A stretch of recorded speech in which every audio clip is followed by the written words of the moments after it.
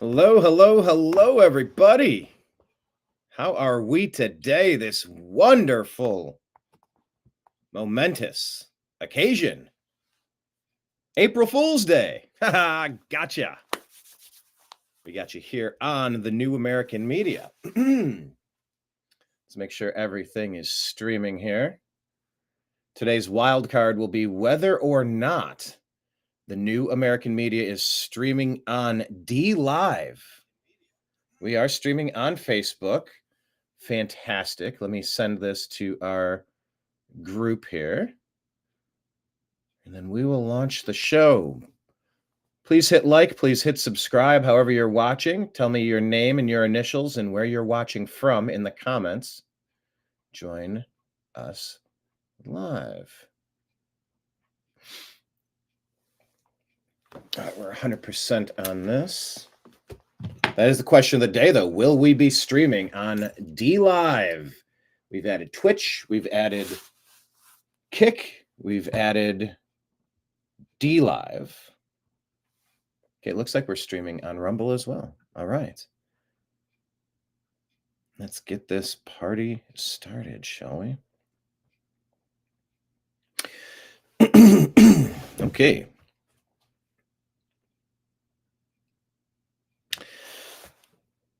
Broadcasting to you live from the Orion spiral arm of the Milky Way galaxy, the solar system, planet Earth, North America, the United States of America, somewhere in between two formerly tariffed nations, and underneath the International Space Station.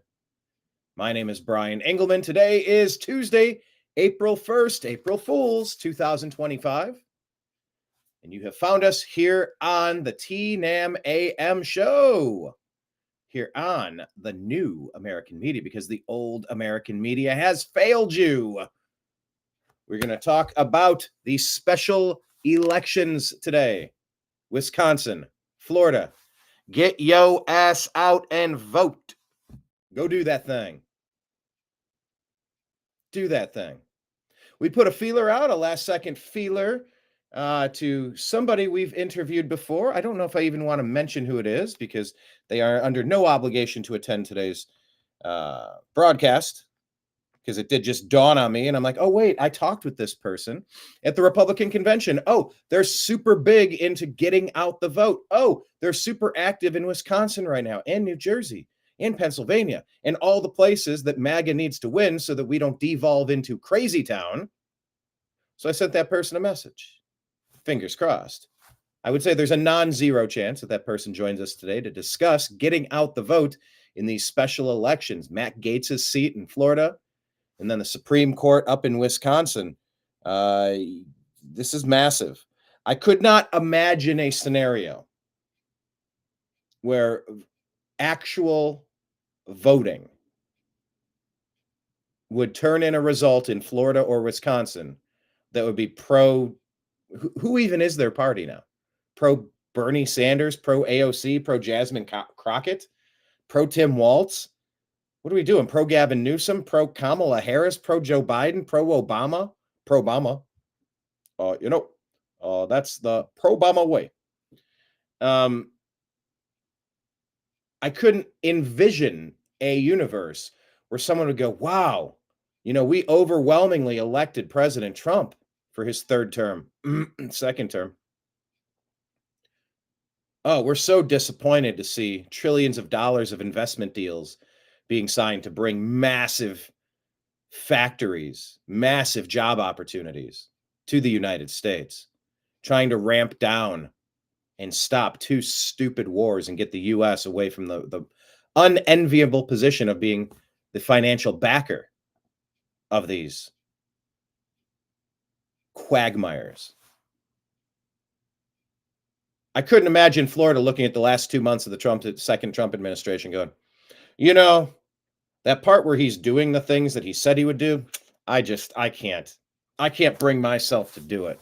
It's a good thing I'm a DeSantis guy. Because I'm such a DeSantis guy, I'm going to vote against MAGA. I'm going to vote for a dirty Democrat. I think a deep stater should go in now. I don't see it happening. Now, once again, this is in a legitimate voting system. I don't think we're in a legitimate voting system at the moment.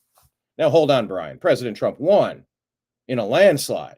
So if you don't believe the vote, then I guess maybe President Trump isn't president, right? Is that what you're saying, Brian? No, that's not what I'm saying. I'm saying President Trump would have cleaned up almost all 45, 50 states if there was actual legitimate voting happening in this country. By the way, go to cisa.gov/rumor control for countervailing views on elections. Oh, and go to the CDC and WHO websites as well for countervailing views on medical issues. Okay? We clear? Gun to the head. Under duress, I must provide you countervailing view information at the bottom. Also, I'll provide you donation links if anybody wants to sign up, like the new subscriber on Patreon. Thank you so much. 2 new subscribers recently. This is how we get things done. We're kind of like PBS. Viewers like you are the ones who assist us. Patreon.com/The New American Media. Venmo at Brian Engelman. Cash App, $ Brian Engelman.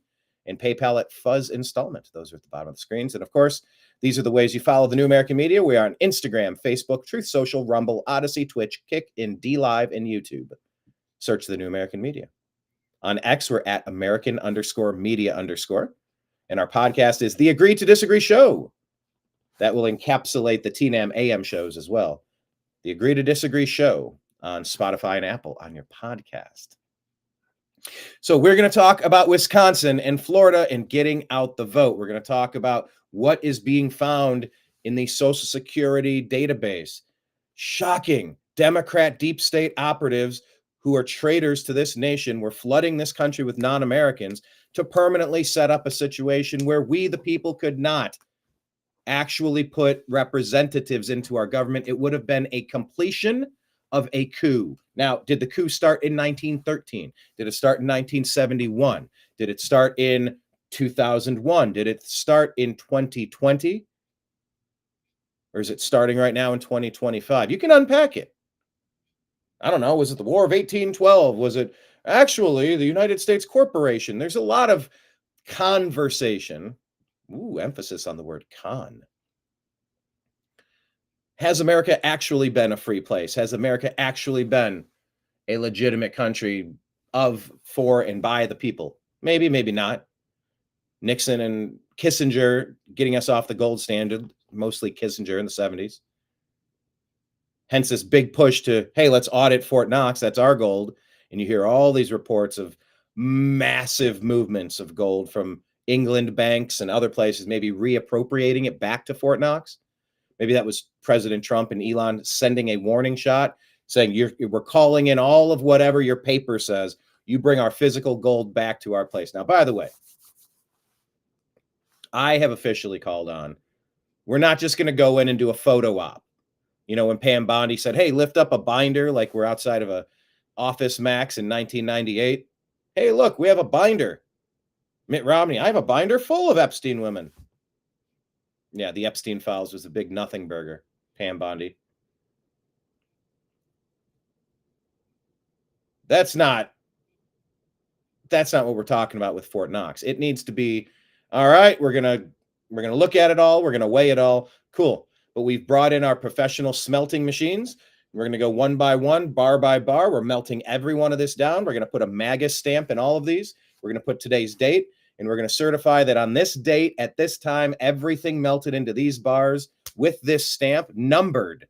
They should be numbered and stamped MAGA. These have been double-checked and verified to be legitimate gold.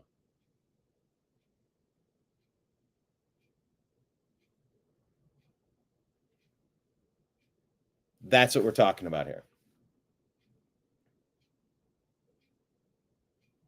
That's what it needs to be. It's time for a very uncomfortable reckoning period. And it's not uncomfortable to you and me. It's uncomfortable to the people who have been getting away with it. The people who have been getting away with it for this long. So the time for accountability is now. The time to sit back and relax and say, okay, good. Thank God. At least we got Trump in. Now we can relax. This is the only time in your lifetime that you've been full speed ahead, full steam ahead Permission to speak freely? Yeah, permission to do everything freely. Let's go. Let's crush. That's the time frame that we're in right now. Boots on the ground, full speed ahead, everything, anything that you can do. All hands on deck are required. This is the counter offensive that we've been waiting our entire lives for. This system has been a rigged game for probably our entire lives. But now we're starting to get to the bottom of a couple of things. And so I think we need to move fast. And so that's what's happening in Florida. That's what's happening in Wisconsin. And if there's any chance I get the Hail Mary of our guest for today's program, I will bring that interview to you live. If we get 5 minutes with this individual, it'll be a massive treat for the viewing audience, I assure you. So let's do our best to jump into the news, shall we?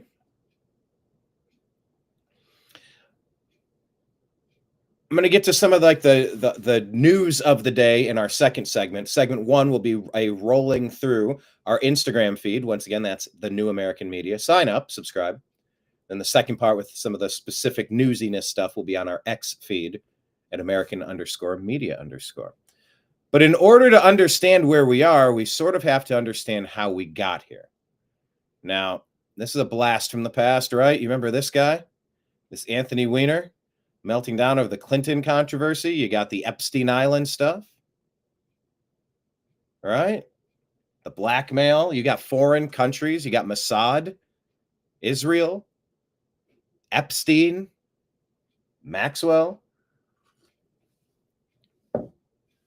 What is the story there? That the CIA, that Mossad, that some other shadowy interests have been running honeypot operations to get large corporate leaders,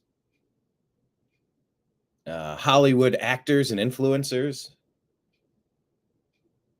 musicians, athletes, people of high prominence, politicians, of course, to ensnare them in a honeypot, to get them on video doing something so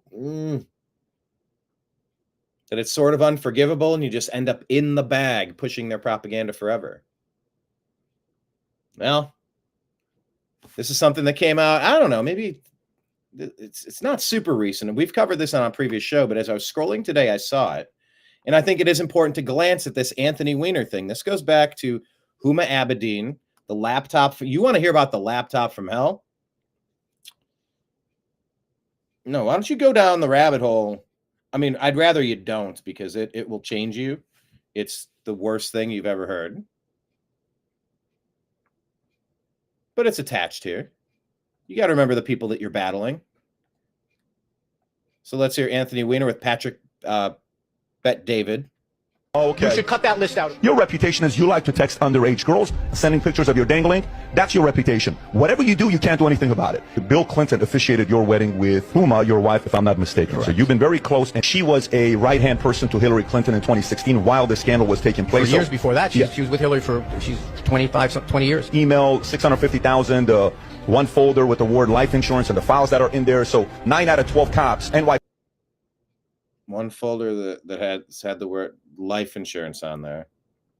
And the NYPD cops that saw it. PD who saw the email and saw what was in that laptop, committed suicide. The most ever that this took place, and these are the men that committed suicide. First thing I ask myself is, how the hell is Anthony Weiner still alive? Well, when you go through the list of people that have been close to Hillary Clinton and the Clintons, this is not a conspiracy. You got the names of James McDougal, died of an apparent heart attack. Mary Mahoney, a former White House intern, was murdered July 1997 at a Starbucks coffee shop. Victor Razor, you got Ed Woolley. It's 46 names. He's just reading the article. He's reading a list of names. So, he hasn't even asked a question. It's a list. The fact that you're getting nervous is an answer. It's not nervous. This stuff makes me sick when you repeat exactly. these ridiculous. How about you pick one? Pick one and tell me who he was and what his story was. Pull up Vince Foster if you want. No, Vince Foster, that suicide has been investigated 50 times. Can you let me ask the question? No, listen, this is a conversation. No. We're having a conversation. I'm sorry, I'm the host. You invite me to your podcast, you get to ask the question. I'm the host. I want to ask you the question. Your reaction is already an answer. I know, I am infuriated by people who drag other people's names who are powerless. You're not powerless. Hillary Clinton is powerless? No.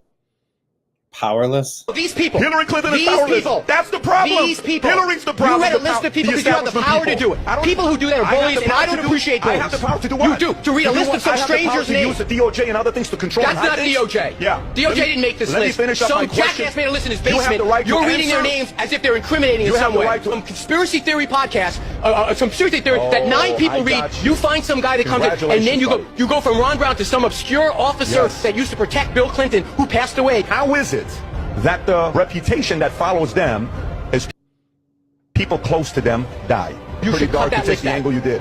You're exactly. Listen to me. You're talking about this now. Oh, okay. You should cut that list out of those Sure, things. We can still have the argument. You and I are big boys. Cut that list out. I'm not going to be cutting that list. Look, like I said, this was not super timely, except everything is coming out now. Everything is coming out. And in order to understand how we got here and where we are, we're just looking backward, and we're going to unravel maybe 2 decades of nonsense now. 2 decades of nonsense. Now, let's talk about Kid Rock. That was just a little teaser. Just a little teaser. You know, because I did go see a movie last night. It was, what was the name of this movie? It was A Working Man. A Working Man. In this movie, what is this? Jason Statham left his profession behind to live a simple life, working construction, spending time with his daughter. But when his boss's teenage daughter vanishes, he's called upon to re-employ the skills that made him a legendary figure in the shadowy world of black ops. Levon's hunt for the missing college student takes him to the heart of a sinister criminal conspiracy, creating a chain reaction that will threaten his new way of life. This was human trafficking. This was kidnapping. This was abuse.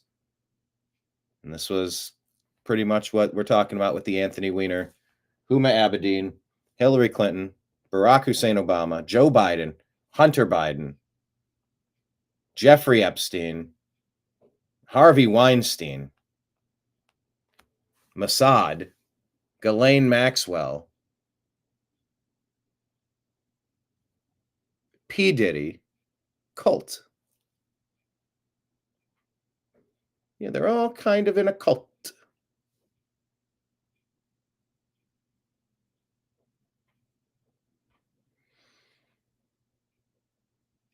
And that's what we're talking about. We're talking about how do you get so many people to sell out their own country in clear acts of treason? Well, you get bribed, you get blackmailed, threatened, blackmailed. Maybe you jump on the Lolita Express 10, 20, 30, 40 times.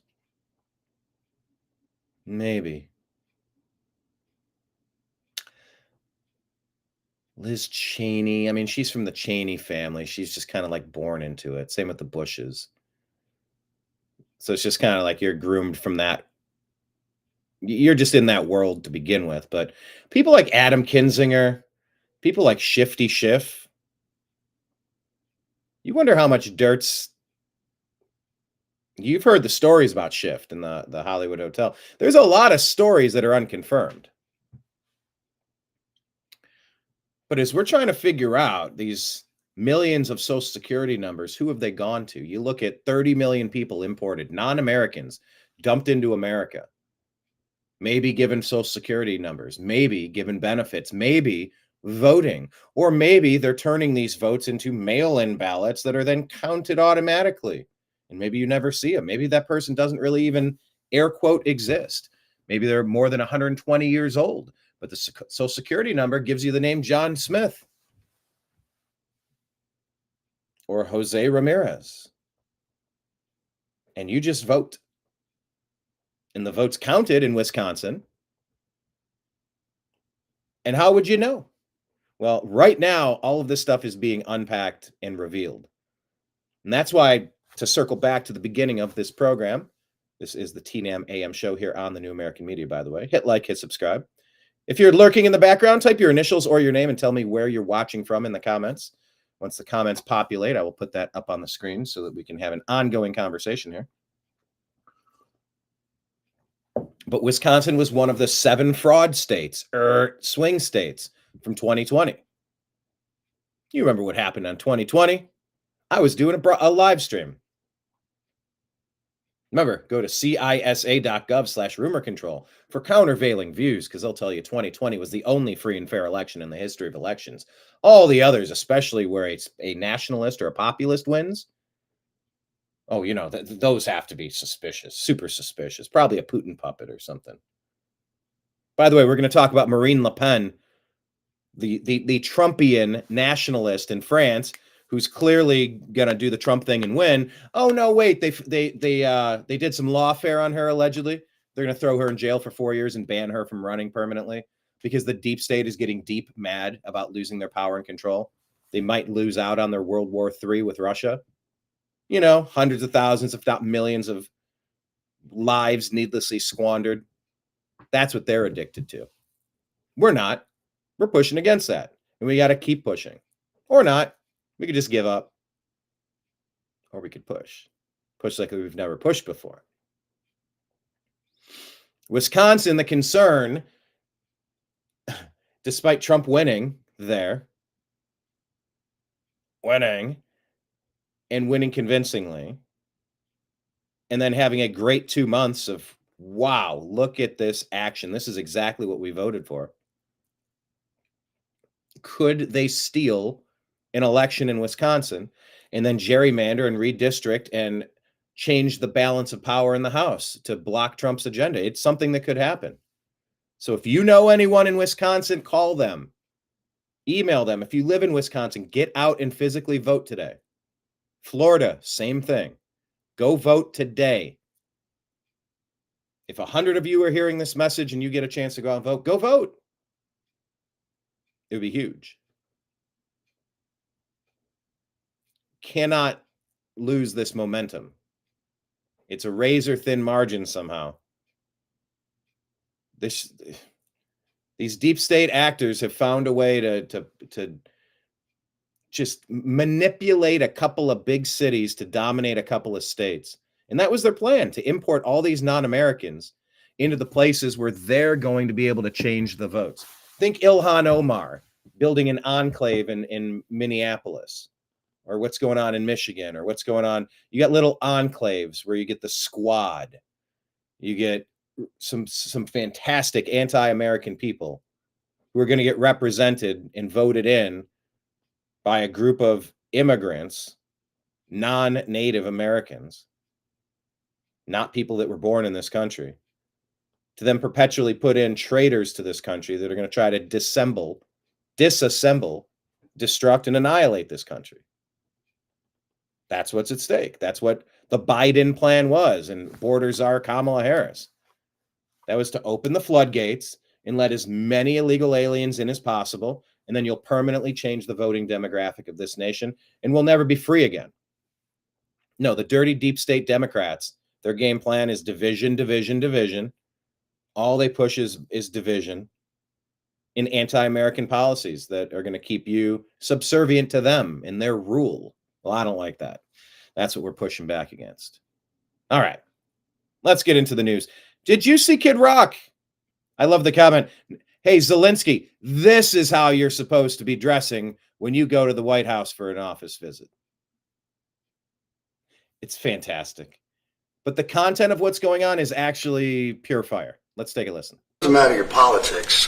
First off, thank you, Mr. President, because this has happened at lightning speed. I know you put, I want to make sure Alina Habba gets her credit too, because I know she worked very hard on this, but thank you for making this happen so quick. Anyone who's bought a concert ticket in the last decade, maybe 20 years, no matter what your politics are, knows that it's a conundrum. You buy a ticket for $100, by the time you check out, it's $170. You don't know what you can charge for, but more importantly, these bots. You know, they come in to get all the good tickets to your favorite shows you want to go to, and then they're relisted immediately for sometimes a 400% or 500% markup. And the artists don't see any of that money. And, you know, ultimately, I think this is a great first step. I would love down the road if there'd be some legislation that we could actually put a cap on the resale of tickets. And I'm a capitalist and a deregulation guy, but I like the phrase there, a cap and a capitalist. Oh, let's see. Are we streaming on D Live? Is it occurring? Let me take a look. Does it show that it is? All right, we're streaming on YouTube, streaming on Facebook, streaming on Twitch, streaming on X, streaming on Kick. Still not on D Live. Don't know why. And streaming on Rumble. Still not working. Still not working. Please help. That's my email that I'm sending out to the D Live support crew right now. Okay. I asked Grok to explain this, and I want to go to some of the specifics here. Yeah, put a cap on the resale price, but I'm a capitalist. Here, I'll let him finish, then I'll explain it. They've tried this in some places in Europe, and it seems to be the only thing that's us as artists be able to get the tickets into the hands of the fans at the prices we set. I'll be the first one. Okay. Kid Rock, very intelligent cat. I haven't met him. I've met like this whole band. I actually booked his former guitar player out in Long Beach to a show. Kid Rock is a smart guy, Bob Ritchie. He's a sharp dude. And the business side of this, and he's going to explain here, he's got plenty of money. He's trying to make less money. And his ticket prices usually reflect that. He wants people to get the tickets at the price that he sets. How many times are you trying to get a concert ticket? And the moment it goes on sale, it's sold out. The bots have jumped in and bought all of the tickets at face value. Then they jump on the secondary sites, mark them up to a ton. The other thing is these exorbitant fees. What am I paying venue charges for? Every ticket you buy is just a pile of fees that almost double the concert ticket. And you're like, what a effing scam this is. This is just nonsense. I've worked in this industry. I worked at a talent agency. I've been a promoter. I've been a musician. I've been on every side of this angle that you could imagine. I've been the bartender on the nights that the bands are playing. I've been the door guy. I've been the ID. I've worked everything you can. I've worked security. I booked $100,000 MTV Campus Invasion tour shows. Like I've done this. And the William Morris Agency, I was there working in the contracts office processing $1 million contracts. I get the business side of things. And I think Kid Rock is right here to say, when I set the price of a ticket, that's what I want my fans to pay to come see me. You're doubling up the fees. If my tickets are $100, you're making it almost $200. If you're trying to buy a ticket for $100 and they're all gone, the literal moment they go on sale, they're all bought up, but now they're on all the secondary sites. You can get your ticket for $500. He's like, bro, if I wanted to charge $500, I would have charged $500. That's not what I'm trying to do. But that's the way it's been happening. So some powers that be that have hijacked this live entertainment space so that they could get their exorbitant markups. Well, maybe their day's coming. Maybe this is a long overdue thing, and it makes me really happy to see some of this. We'll let Bob Ritchie finish here with his meeting with Trump yesterday. To say, and I know the president doesn't like when I say this, but I'm a little overpaid right now. It's kind of ridiculous. I would rather be, a hero to the working class people and have them be able to come attend my shows and give them a fair ticket price. I can't control that right now. So hopefully this is a step to really be able to make that happen. And it's the fact that him as the artist, they should be the ones that determine how that plays out. It's up to them. It's they are the magician of their circus. Like they are in charge of their thing, except they're not. It's not up to them. They've let this secondary market take over and hijack it. So take it back. It doesn't matter your politics. So no, it doesn't matter your politics. I had another. Yeah, let me show you this. Jamie Weinstein. Take a good look, Zelensky. This is how you properly dress when meeting our president. That's so good. 3-year Letterman says the European mind cannot fathom this level of American greatness. And there's the scene from Idiocracy. Wearing the red, white, and blue blazer with the Yeah, he needs the medallion. That's almost all that's missing here. Let's see. Do I have another one? Yeah, this might be the funniest thing you'll see all day. Yeah. Let me see. Where are we at? Okay, we'll go side by side here. All right. Where'd it go?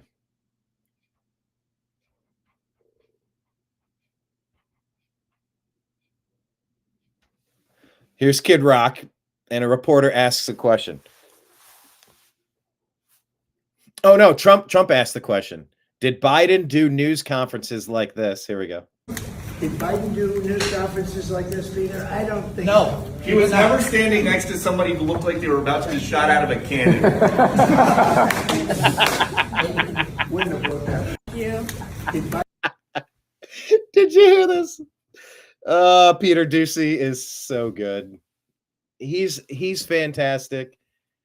Scott Jennings is fantastic. There's a lot of great voices that are not part of the Mockingbird CIA deep state media, the lying legacy media. Now I know he's Fox News, and since Fox put Chris Wallace up there to repeat the fine people hoax to try to kneecap Trump in his debate in 2020 against Joe Biden, I will never forgive Fox for that. And then their shameful their firing of Tucker Carlson, their number one most effective voice, at the same time that they tanked their own lawsuit, claiming that their own reporters didn't believe the voter fraud issues. Of course they believed the voter fraud issues, but they worked out some deal with whichever vote machine tabulation company was suing them. They basically just tanked their own defense. All they had to say is like, yeah, they believed it. Of course they believed it. I believed it.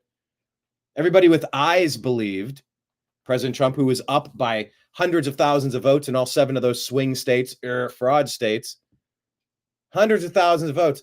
Oh, we're going to stop counting. Oh, we're going to stop counting. Oh, we're going to stop counting. Huh? No. I had my bourbon. I had a live stream. We were ready to declare the winner. They couldn't do that. They had to drag it out long enough we found so many totally legitimate, non-imaginary votes that have totally been rigorously checked for validity to make sure that the Social Security numbers are active and the signature verifications match, and that voter ID was presented, and that the chain of command in custody, that he didn't have mules running these. And there's a million ways that the election was fortified. Read the Time magazine article. So I don't believe Fox. I don't like Fox. My point is saying I don't like Fox. I haven't trusted Fox for years. But Peter Ducey doesn't miss very often. Peter Ducey's been a bright spot. Him and Gutfeld and a couple other things. And Scott Jennings, maybe a lone bright spot on CNN. Peter Ducey, no, Biden didn't do news conferences like this. No, Joe Biden was never standing next to somebody who looked like they were about to get shot out of a cannon. Biden do news conferences like this, Peter? I don't think No, so. he was never standing next to somebody who looked like they were about to be shot out of a cannon. Wouldn't have worked out. Man. Peter Ducey. He should host the I'm going to type this in. The White House Correspondents' Dinner. Dude has that stand-up comic energy. Seriously, that was one of the funniest things you'll ever see or hear. Okay, now we can bounce back to the rest of these stories that we're going to show you. Before we do, I do want to bounce over to Grok and tell you what this executive order was all about. Let's do it like that. There we go. Issues in live entertainment ticketing, targeting ticket scalping and related practices. Kid Rock, vocal advocate for fair ticket pricing. All right, it curbs what the administration describes as exploitative ticket scalping, introducing reforms to ensure fairer pricing for concert and event tickets, Widespread problem of scalpers using automated bots to purchase large quantities of tickets at face value, only to resell them in secondary markets significantly inflated, sometimes up to 70 times the original cost. I mean, look, that's great if your mafia can get in charge of it, if your cartel could get in charge of that, but it's shit for the rest of us. Every one of the rest of us hates it, so get out of here. Technology bypasses purchase limits, preventing fans from accessing tickets at the prices set by artists, resulting in profits going to a middleman instead of the performers. So it's, come on, Kid Rock. It's not about Kid Rock being a working class advocate. It's about putting more money in his pocket. Well, it's about both. It's actually about both. And as a musician, he should have the right to do that. As an artist, he should be in charge of his craft. So, enforcement of existing laws. Directing FTC to work with U.S. Attorney General Pam Bondi to rigorously enforce competition laws within ticketing. Ensuring compliance with Better Online Ticket Scam Sales Bots Act of 2016, prohibiting the use of bots to buy tickets in bulk for resale at marked up prices. The Bots Act has been in place for years, but enforcement has been limited, and so now they're going to strengthen that. Tax compliance. Scott Bessent, Treasury Secretary, and AG Bondi, tasked with ensuring that ticket resellers adhere to IRS regs, holding scalpers accountable for reporting their income for reselling, which was a financial loophole.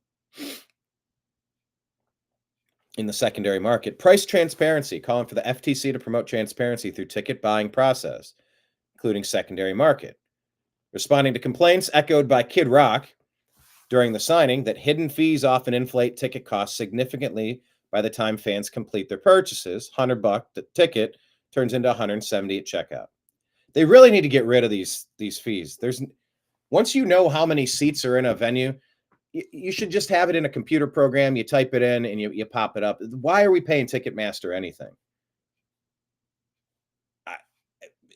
A little bit of administration fee to run online marketplaces, maybe a little bit. It's what I've said with the mortgage companies as well. With the mortgage companies, if you want to pay 1% or something for a little bit of administration overhead and just, I don't know, what do? They cash checks. What do mortgage companies even do? You process some paperwork, you file some stuff. A little bit of interest is fine, but paying almost everything that you earn into interest, and you're hardly touching the principal balance at all. You look at the chart, almost everything that you pay, it's all graduated. You rarely pay any significant amount of principal. You're paying all of your interest front loaded. Screw you.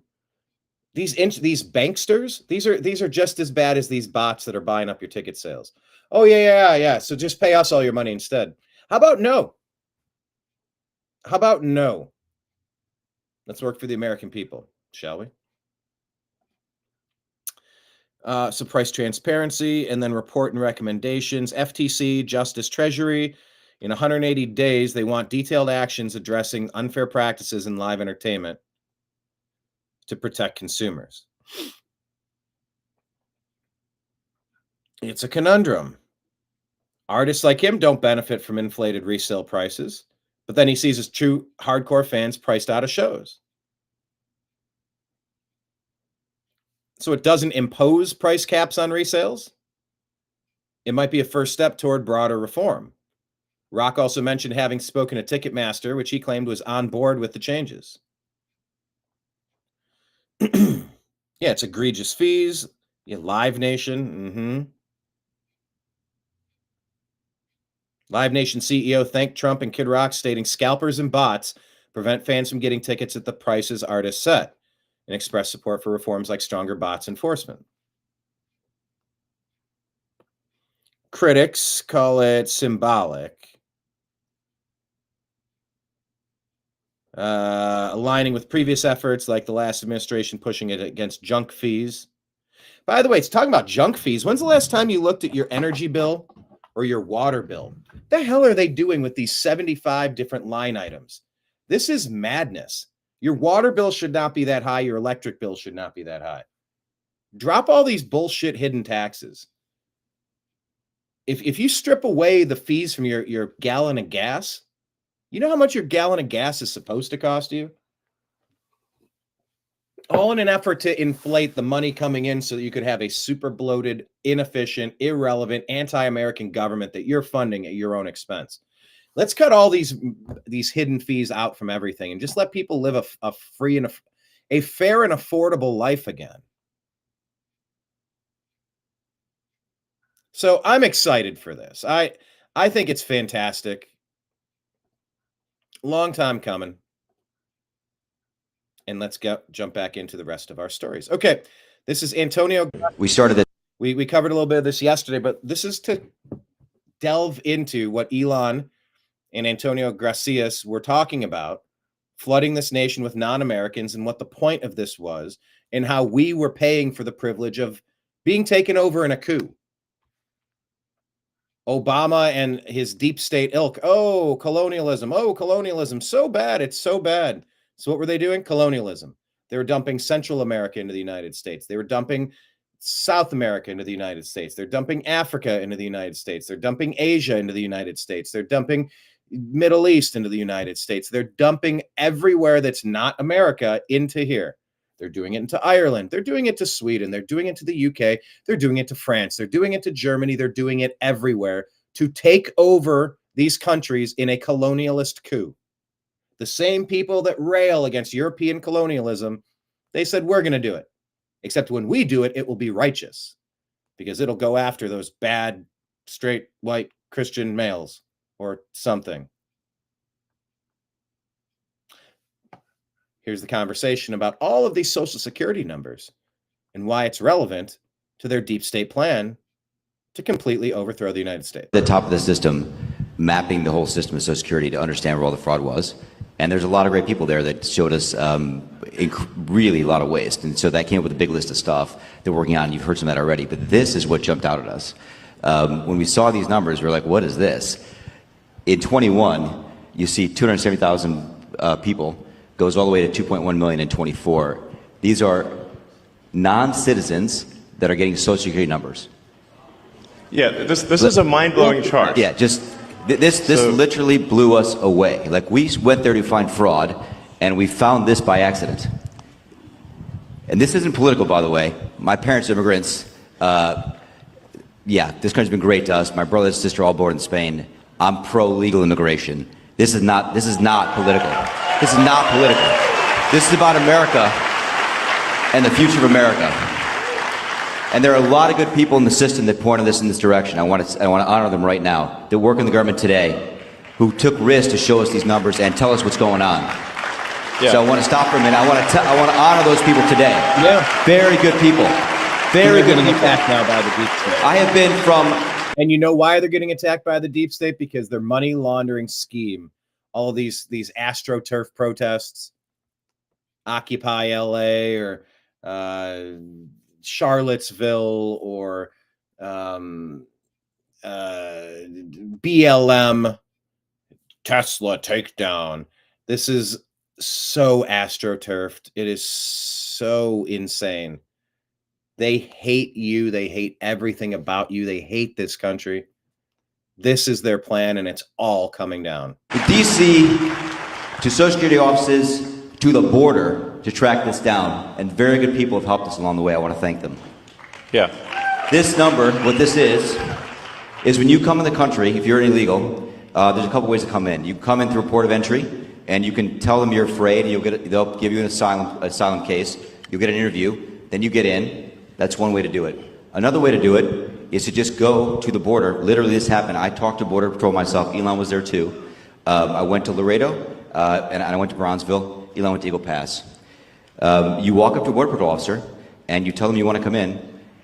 They have a couple of choices. They could charge you with a misdemeanor or a felony under 1325, or they can make it an administrative offense, like a parking ticket, basically. They were told to do that, make it an administrative offense under the last administration. And then you go walk across the border. They do what's called a release from your own recognizance, and they give you an NTA, notice to appear, which to appear to judge.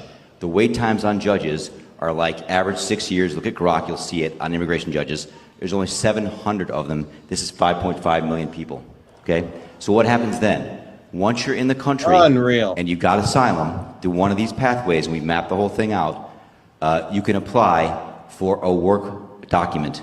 You file a 765, it's the work form. You get this form called the 766, that's the authorization, and then Social Security Administration automatically sends you in the mail your Social Security number. No interview, no ID. This is worth just reiterating. No interview, no ID. It's not. People sometimes think that under the Biden administration that he was simply asleep at the switch. He wasn't asleep. No. They weren't asleep at the switch. It was a massive, large-scale program to import as many illegals as possible, ultimately to change the entire voting map of the United States and disenfranchise the American people and make it a permanent, deep blue, one-party state from which there would be no escape. Look, if I hadn't seen this myself, I'm not sure I'd have believed it. I went through it myself and mapped it, and Elon is right. This is true. The defaults in the system from Social Security to all of the benefit programs have been set to max inclusion, max pay for these people, and minimum collection. That's what's happening. We found 1.3 million of them already on Medicaid, as an example. We've gone through, on every benefit program we went through, we found groups from this particular group of people, this 5.5 million people, in those benefit programs. And then what was really, really disturbing us was why. We're asking ourselves why. Right. And so we actually just took a sample and looked at voter registration records. And we found people here registered to vote in this population, yes. And who did vote. And we found some by sampling that actually did vote. And we have referred. And this is just a sample. But what he says here, and we did refer them to prosecution at the Homeland Security Investigation Service. Yeah. Homeland Security investigation. Let's go. My God. Full speed ahead. I wish we could move 100 times faster on this. We have been sold out by the Democrat deep state apparatus and by the rhinos of Cheney, Romney, Graham, McConnell, Kinzinger, Bush. Look at these dirty deep state rhino Republicans across the board who have sold us out. But this is the calling card of the deep state Democrat Party. Man, I wish we could move 100 times faster. And we got to start getting indictments on the traitors. This is treason. From Fauci to Obama, treason. The stuff that they have been up to, Biden, Clinton, treason. Selling America out. Already, that is already happening. We started at the top of the system, mapping the whole. So, let's go. Time for treason charges button.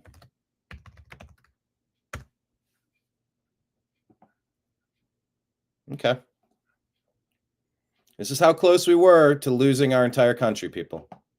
And we're not done. So get out and vote in Florida and Wisconsin today. Mystery Grove Publishing Company says, here's a reminder. Communism is when ugly, deformed freaks make it illegal to be normal, then rob and or kill all successful people out of petty resentment and cruelty. The ideology is all just window dressing. Wow.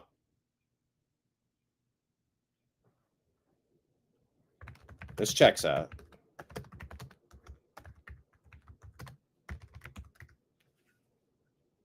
This is what it's about, this colonizing.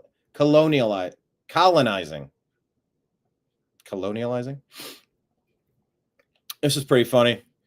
One of my buddies from the football team sent this. I thought it was great. General Daniel Chappie James Jr., U.S. Air Force circa 1970, has been attributed to this quote. Not sure if it's true or not. Not sure if that's him or not, but I saw this. It was funny. The Marines don't have any race problems. They treat everybody like they're black.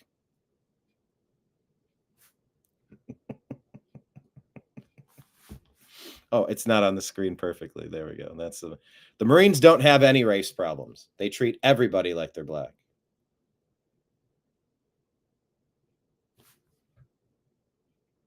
So yeah, if people are treated unequally, if people are treated poorly, then that's how you treat everybody.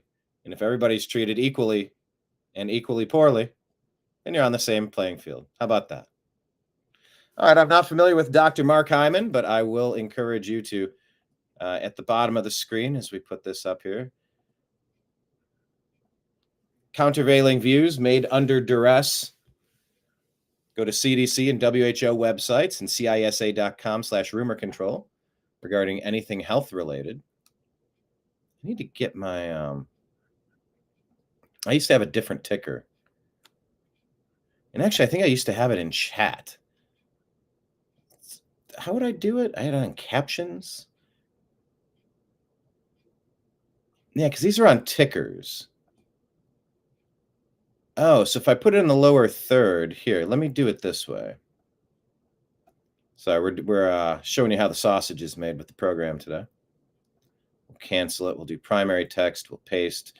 We'll add. And then we'll show it. Yeah, so then it just pops up here and stays there. How about that? We're still trying to figure out why we got a hard strike on our YouTube channel. We keep repeatedly asking them to remove the strike. Nobody's ever told us any timestamp of what was wrong. We're working on it. It's also a pointless battle, which is why it's so important to follow the New American Media on Rumble. Are you follow? Show of hands. Who among us is following the New American Media on Rumble? This is our Rumble page, the New American Media. There's our upside down flag indicating that we are a nation in distress. Today's show, previous shows. How many shows do we have? Does it tell me how many? I don't know, but I got pages and pages of shows. Been doing this for years. And I had been sort of out. Oh, look, there's me talking with Scott Pressler at the Republican convention in Milwaukee, Wisconsin. Gerald A. Morgan Jr. Hey, Gateway Pundits, Jim Hoft, Louder with Crowder. Look at that. All these fun interviews. Oh, John Fugelsang, that was a good one.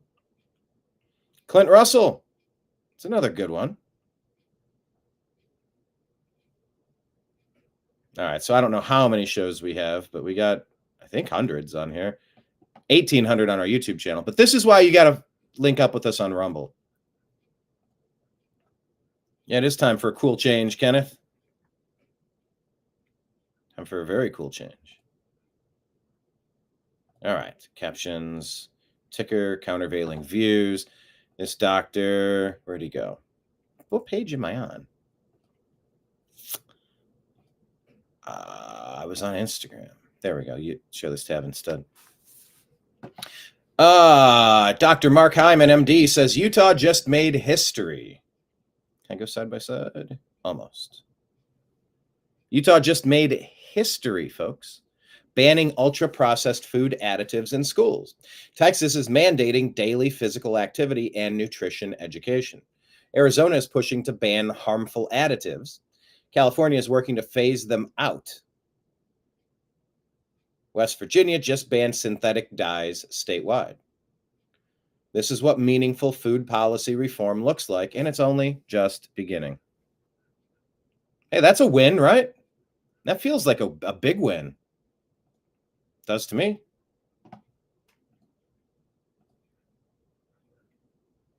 All right, let's scroll through our X feed at American_media_. Also, are you following us on X at American_media_? You got to link up with the New American Media on Rumble and X. Those are the two platforms that have not messed with us. X, since Elon hasn't messed with the New American Media once. Facebook, Meta, Instagram have. Google, YouTube has messed with us, gave us a strike.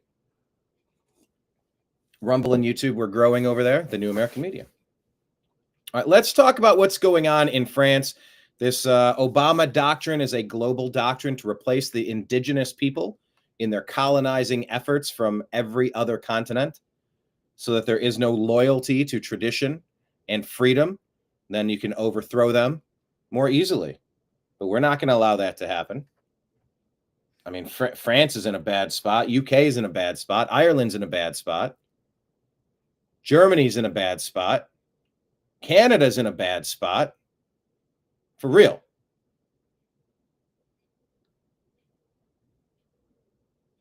So this is why you have to pay attention to stuff like what is happening with Marine Le Pen. Let's listen to Laura Ingraham talking to, this is Victor Davis Hansen. Some say never trust a person with 3 names. Or should you always trust a person with 3 names? Or only trust a person with 3 names? What say you? That's a good question of the day. Lee Harvey Oswald. Ooh. John Wilkes Booth. Ooh. Serial killers, mass murderers, assassins, or Victor Davis Hansen. Kenneth, everybody else, what say you?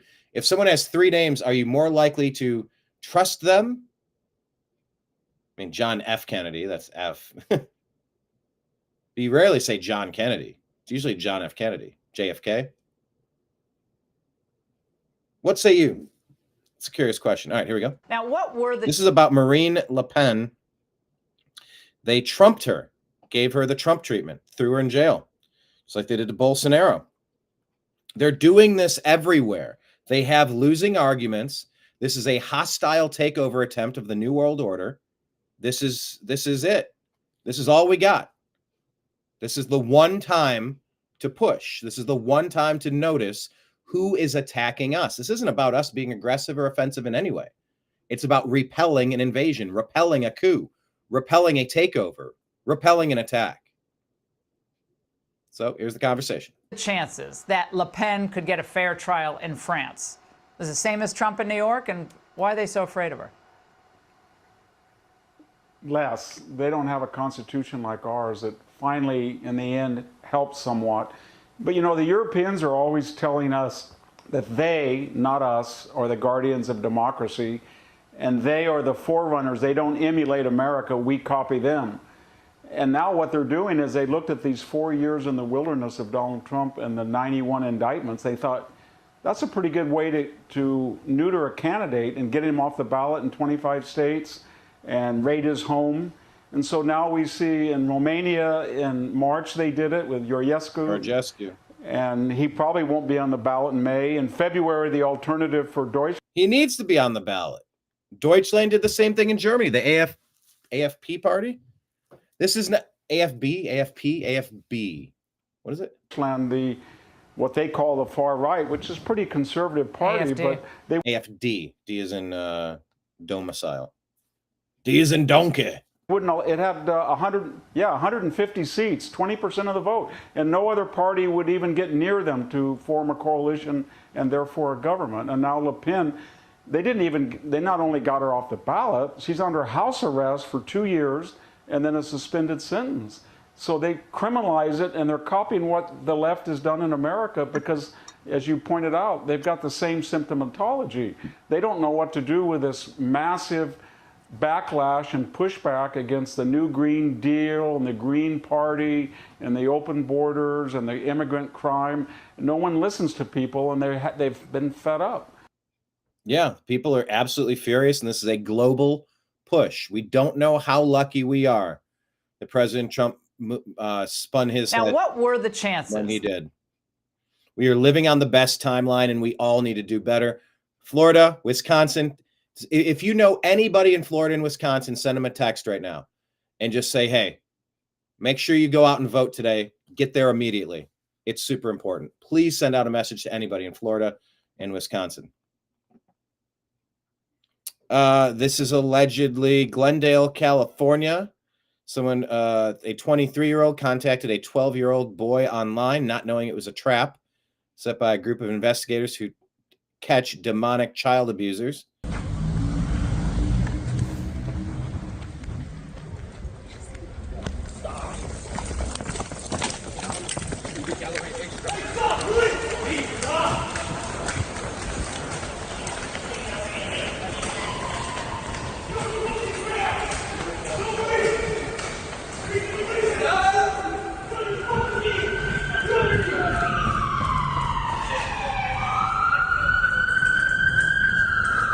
I wonder if these are real videos or if they're skits sometime. Hey, Ryan. Hey, Ryan, you're fucking stupid, bro.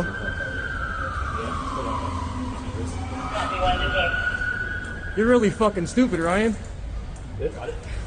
Don't fucking do anything stupid, bro.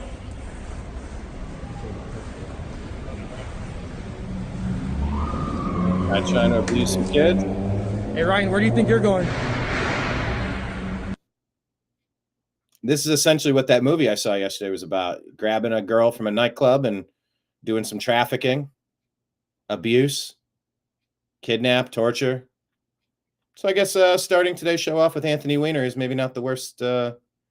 Completely unrelated. Completely unrelated. Have you seen the laptop? Do you know how these people get you to do heinous acts of treason against your own kind, against your own people, against your own country, against your own God? Make a mistake. Maybe you're coerced. Maybe you're intimidated. Maybe you're threatened. Maybe you're bribed. Maybe you're this, you're that. And they got you forever, huh? I love seeing bad guys go down. Because you know why? It's a force multiplier. Child abusers don't stop. The recidivism rate is through the roof. The only way crime stops with child abusers is when you keep them in a cage forever, if that's more humane than just stringing them up in the public square. I think Florida made a capital offense. Everywhere should be a capital offense to harm a child intentionally. Right? I think so. All right, let's move on. What was the... Oh, yeah, there was my question about if you have 3 names. Homer Simpson said, remember, leaves of 3, let them be. Leaves of 4, eat some more. Everything for me comes down to a Simpsons reference. If you're a newcomer, you'll have it figured out. That's how I roll. Leaves of 3, let it be. Leaves of 4, eat some more. But Kenneth said, names of 3, let them be. David said, Victor Davis Hanson is a very intelligent individual, maybe too smart, actually. Yeah, I read a nice long article from him yesterday. It was pretty nice. Pretty brilliant. 2 days ago, 3 days ago, maybe this past week I read Victor Davis Hanson. Really good writer. He seems sensible, but who knows? Maybe he's really a wacko. Was that about Victor Davis Hanson or Kid Rock? Yeah, Kid Rock is a badass MFer. I saw him at Woodstock. Oh, yeah. Oh, yeah, I did. That was pretty badass. Bad boys. Oh, what you gonna do? Oh, I love these sting operations to take out pedo creeps. Hate the pedo creeps. David saying, how about the Pulp Fiction treatment of the GIMP? Well, I mean, what do you think they do when they catch kids? All of this human trafficking? Guys. Hold on. This human trafficking thing, the Wiener laptop, completely unrelated. The Hunter Biden laptop, completely unrelated. I mean, you know that they kidnap and cage and torture and abuse and pimp out and torture and end the lives of... What do you think these human smugglers have been doing on the Obama, Biden, Harris southern border? Mayorkas southern border. What do you think the Clintons were doing in Haiti and on Epstein Island? What do you think Diddy was up to? What do you think these people have been doing? And where they get a nonstop supply of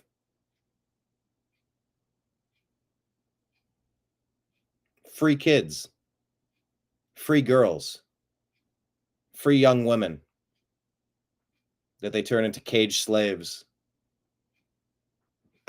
Guys, like, this isn't and maybe it's... And I saw that other movie. What was the one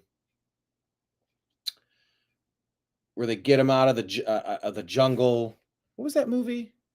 Angel Studios. What was that? I'm gonna look it up.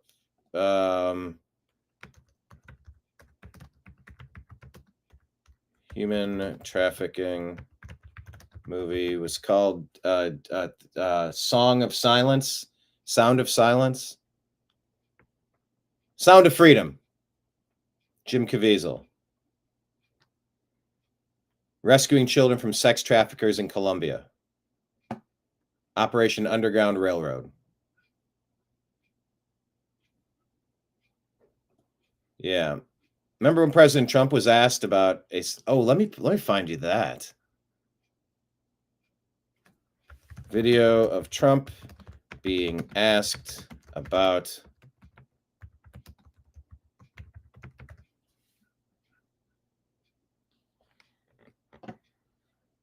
let's see if I get a link.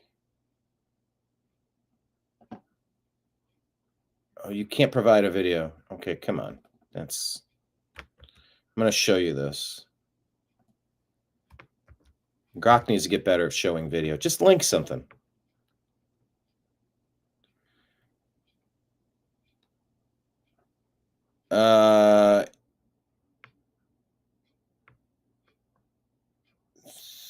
This is the one. Found it. Well, at the crux of the theory is this belief that you are secretly saving the world from this satanic cult of pedophiles and cannibals. Hold on. The volume was not where it needed to be, and I need to switch the screens. There we go. Let's do it this way. Yeah, it's time to open the sealed indictments already and get these satanic effers. Jungle boogie, biddly diddly. Oh, that was because they rescued him from the jungle of Colombia.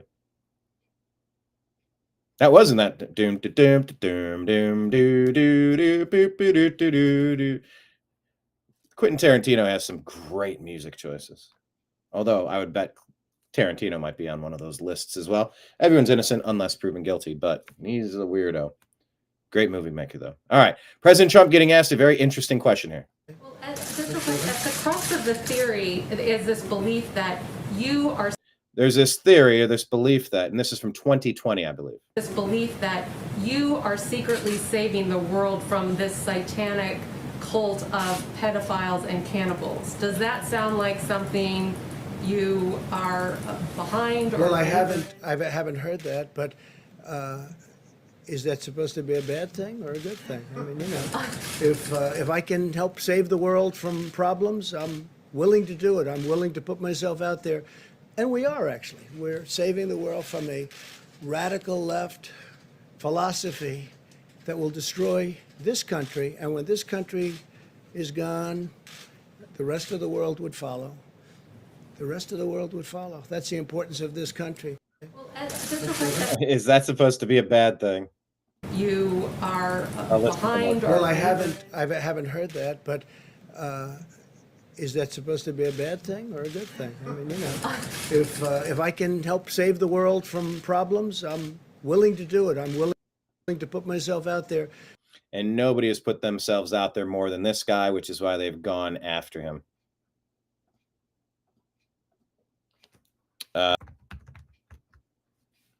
Because this is it's coming around, and we're about out of options here. We're about out of excuses. We're about out of fall guys. We're about out of patience. It's time, people. It's time to take this country back. All right. But yeah, it's just that it's in the forefront of my head here. Definitely thinking about everything, having watched that movie. They got the girl back at the end of the movie. Sorry for the spoiler alert. Sylvester Stallone wrote and produced it. Okay, anyway, Donald Trump here says about Wisconsin. This is super important. He says there is a very important referendum, question 1 on the April 1st ballot to amend the state constitution to require voter ID. Look, this has to happen everywhere. This is something the federal government should be in charge of. If you can't have a consistent voting procedure and protocol list, I don't know what to tell you. If you can't trust the votes from those 7 fraud states, that was the complaint on January 6th, 2021. It was, look, those 7 states are fraudulent.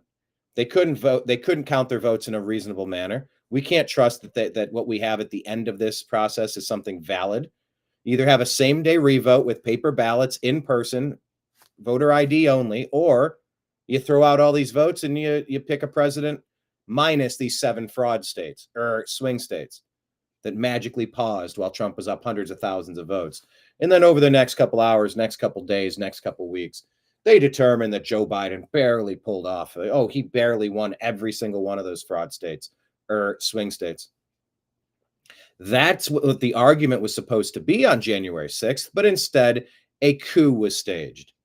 The Ray-apps, deep state, insiders, Muriel Bowser, the mayor of DC, Bowser, Pelosi, Kinzinger, Cheney, everybody else working on that J6 committee. They made sure to turn that event into something that could get Trump banned as an insurrectionist from running again after they steal the election from him. By the way, go to cisa.gov/rumor control for countervailing views on that topic. I have to tell you that because they believe, right here, they believe that 2020 was the only free and fair election in the history of elections. So go to who.int, CDC, and cisa.gov/rumor control. But we all know what we're talking about. Wisconsin has con and sin in it. Con and sin. Okay. So voter ID in Wisconsin, that is question 1. This and back to President Trump's message shared by Elon today, or 15 hours ago. Requiring voter ID and other election integrity measures such as, you have to ban drop boxes. They're completely insecure. And it can only happen in same-day voting and paper ballots. That can only happen if you get out and vote for the state Supreme Court. Make sure you vote for America First patriot Brad Schimmel against Susan Crawford, a radical left liberal with a history of letting child molesters and rapists off easy. She'll be one of the most liberal judges ever elected, which would be a disaster for Wisconsin and the United States of America. So important. Please get out and vote yes on question 1 and vote for Brad Schimmel to the Supreme Court tomorrow, April 1st.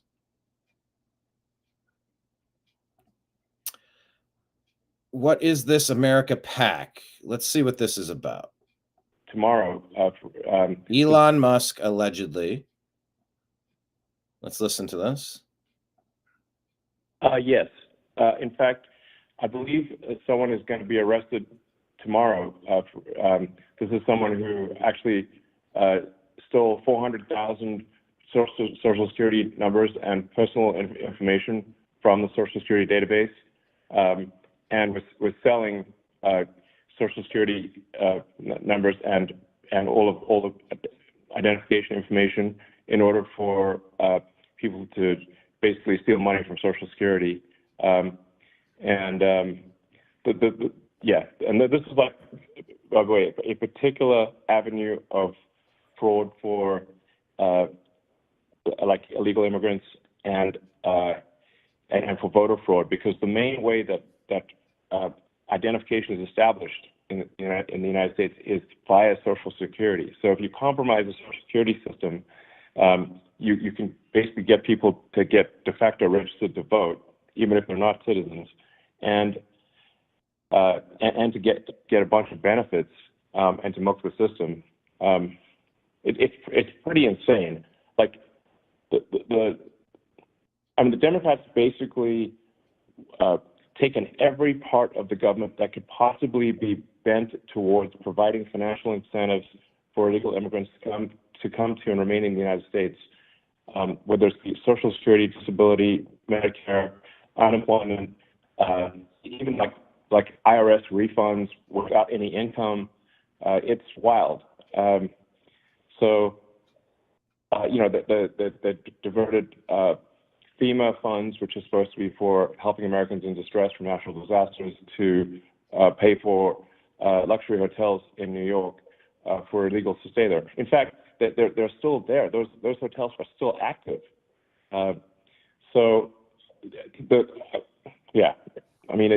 It's really insane. And yes, we are going to be prosecuting people. The Attorney General is taking action. You need the prosecutor. Yeah, it's kind of frankly mind-blowing just how much of wasted forward is going on. Yeah. So fingers crossed. Yes. In fact, the only way this stops is with prosecutions. Representative Corey Mills here saying April is the month of the military child, a time to recognize and celebrate the strength, resilience, and sacrifices made by the children of our military personnel. In the comments. Now, David, did you say you served? Trying to remember. You served, right? You were in Middle East in the 90s, maybe 2000s? And you're in Iowa? I'm trying to remember our regulars. See, I consider myself the bartender here. And y'all are regulars. I try to remember what you drink and where you come from and what you're up to and what your life is, you know?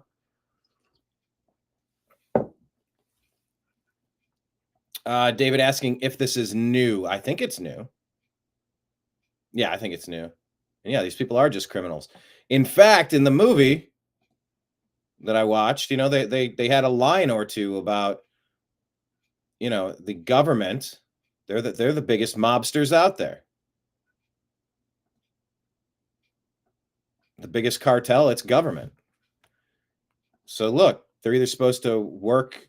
Okay, you were not, David. Maybe I was considering somebody or confused. Maybe I was remembering somebody else. Yes, no stolen valor for David. David is not trying to get his 5% off his International House of Pancakes order as being a former military member. I don't know. Do they do that? Places do that. Military discounts. Oh, hey, let me share you a personal story real quick. I don't have a ton of personal stories, but I mix it up. Let me say this. I want to give a big shout out because right here on the screen, this is Vivek Ramaswamy, and he's running to be governor of Ohio. So that's what reminded me. I would like to publicly thank Ohio Governor Mike DeWine. I definitely had problems with how he handled the COVID situation. I have a lot of family in Ohio. It's where I'm from. It's where I spent. Oh, shit. How many years did I spend in Ohio? More than half my life. Okay. Yeah, more than half my life. I would like to thank Governor DeWine for fixing something that's been a problem for 2 years. There was a neighboring community that slipped something into the transportation bill that would have forced my community, where I was from, to have a interstate interchange dumped into our community, ripping up and changing the entire swath of that whole area. Would have changed. It would have turned into semi trucks, noise, jet fuel pipeline excavation, hoping that doesn't become an ecological disaster, noise and crime and pollution, eminent domain, losing property, expanding roads and getting all those noisy roads even closer to your front door. Just the worst. Trash. Awful.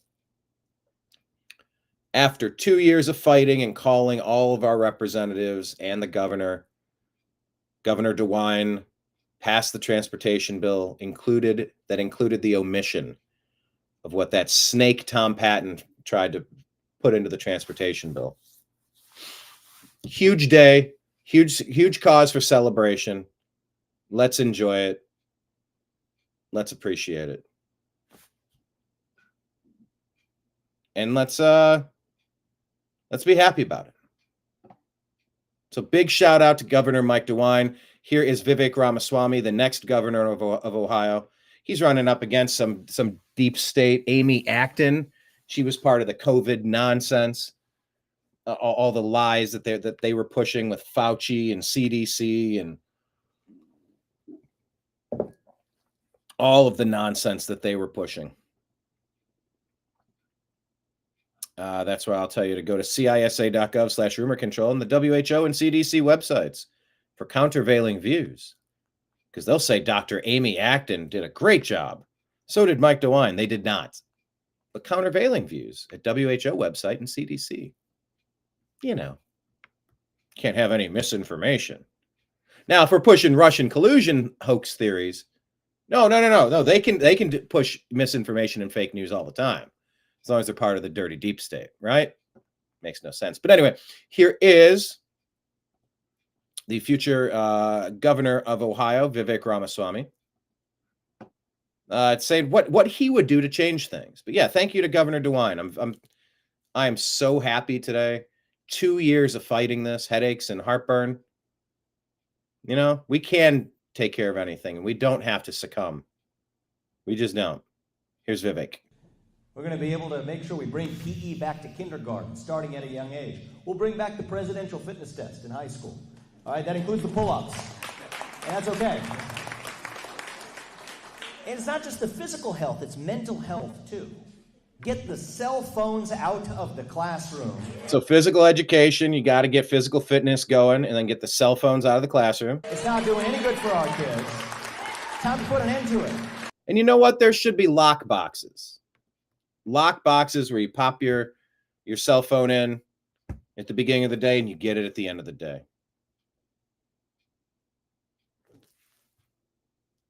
And that could be a pretty good solution. You go to comedy clubs and you got to put your phones in one of those RFID, the black bags, so you can't record or transmit. You got that.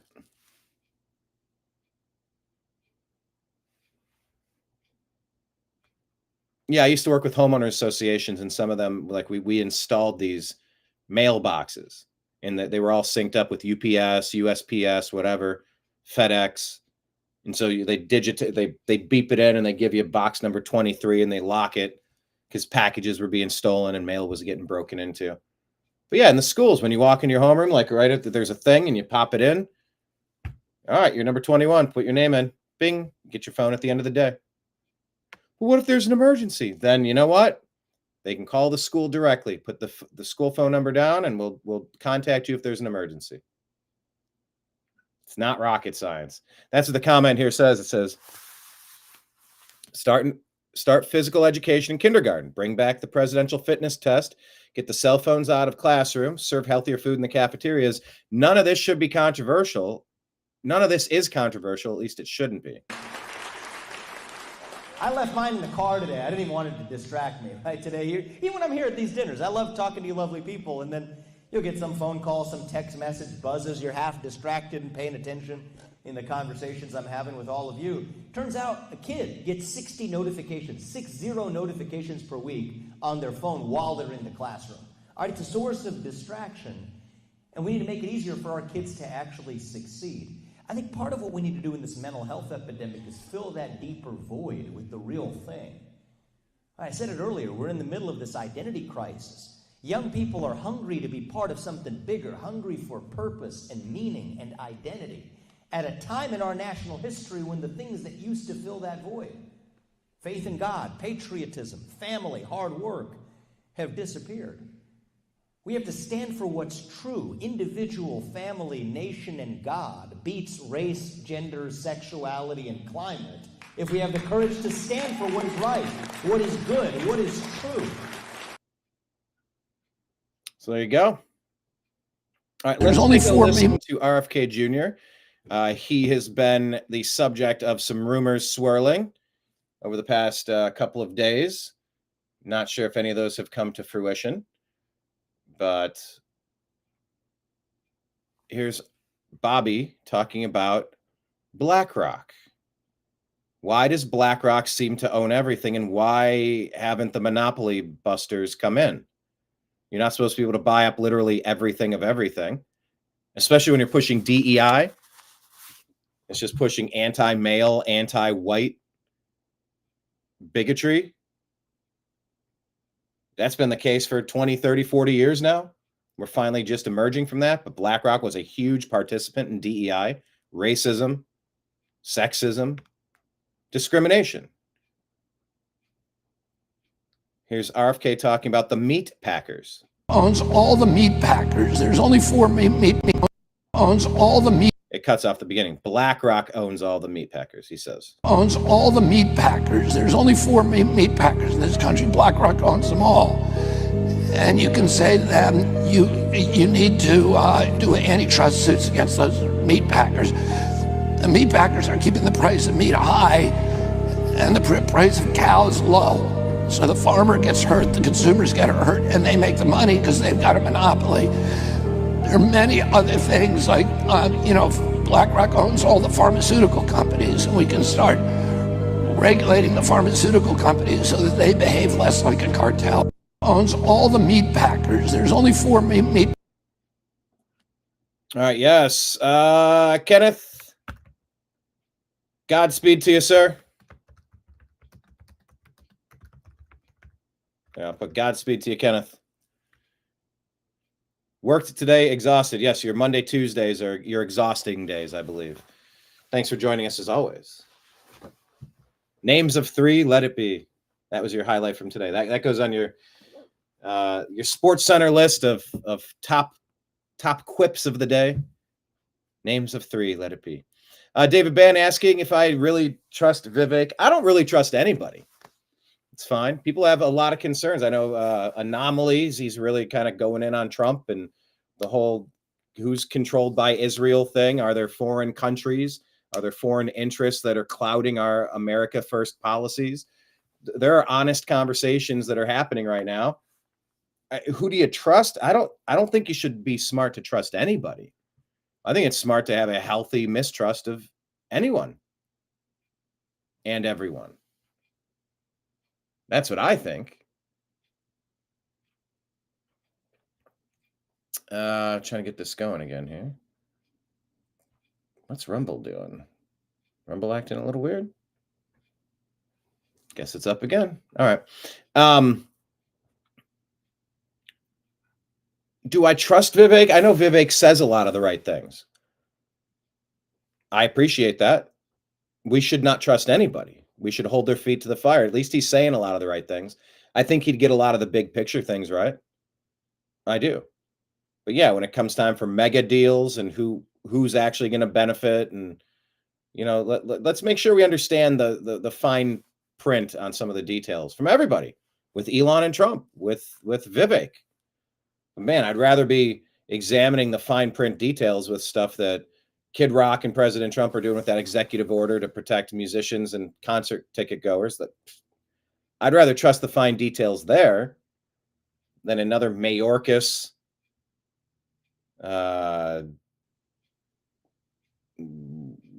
Biden-Harris deep state press release.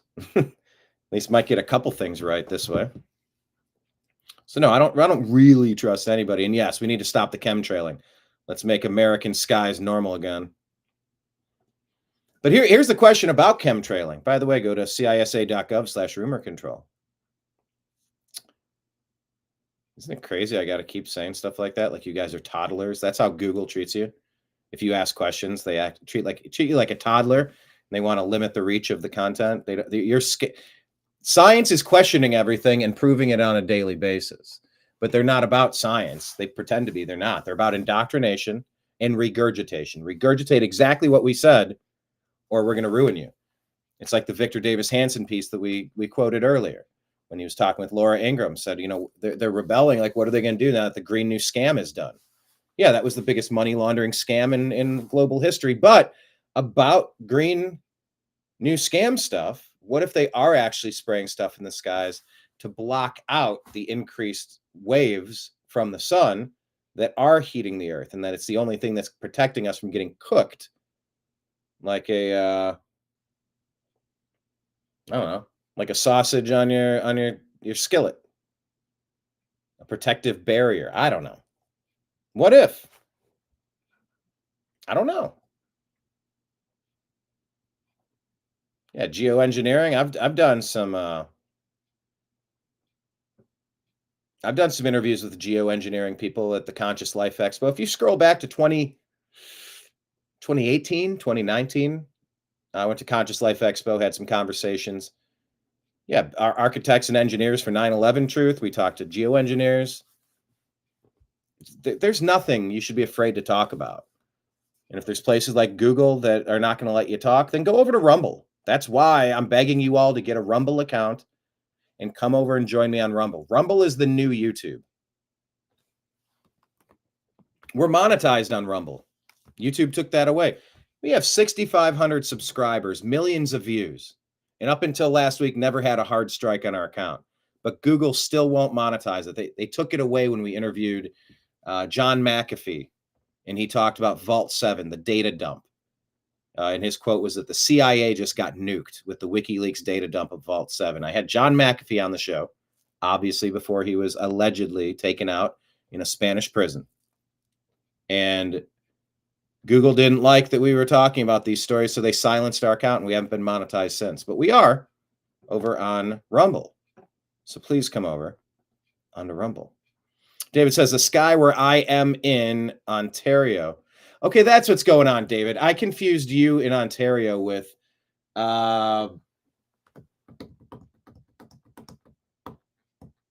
is it Larry? I don't think it's Larry. It's my buddy in Iowa.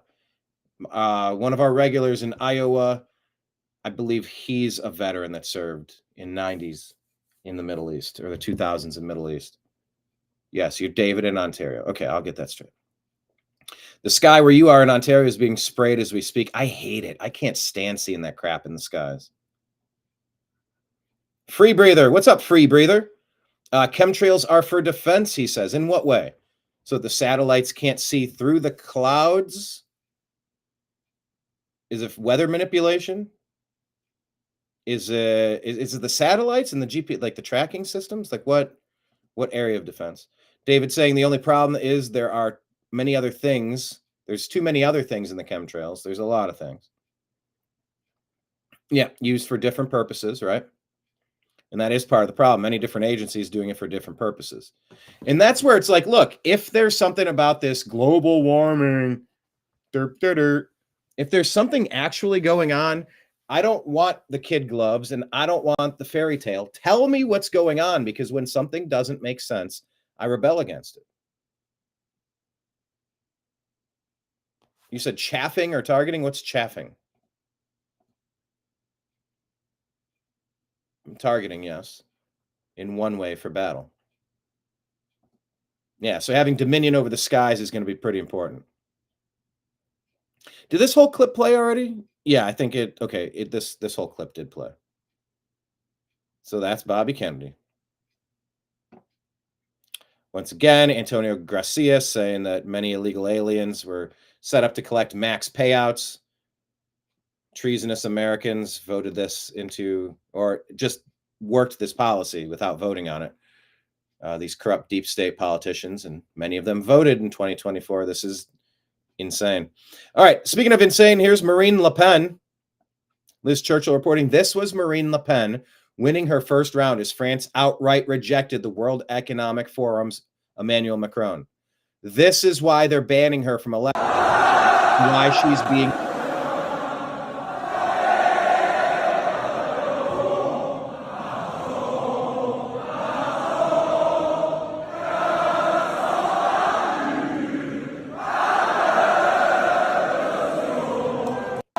Nobody in their right minds wants their sovereign nation to be invaded in a colonialist coup attempt, to have millions, hundreds of thousands of people from Asia, the Middle East, Africa, Central America, South America, and anywhere else you could imagine, dumped into their local communities to change the fabric of their nation forever.